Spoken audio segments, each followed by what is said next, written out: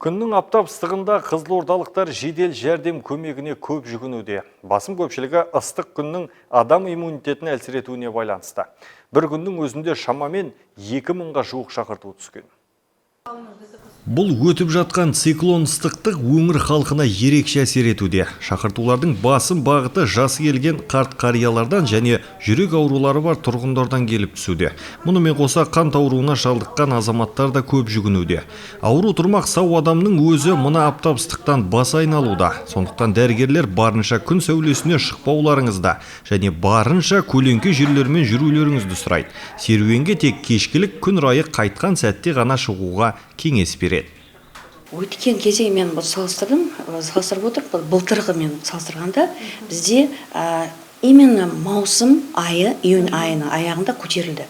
Где-то 20-сынан кейін 23, 24, 25, 26, пик 25 болды сол кезде. 1600 болды бір күні, бір сутка тәулікте.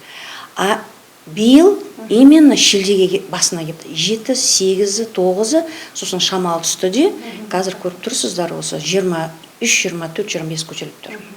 Осы айырмашылығы екі кезеңге мен кеп тұр осындай ыстық науқан.